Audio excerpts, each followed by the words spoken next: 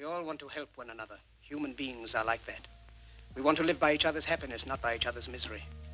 We don't want to hate and despise one another.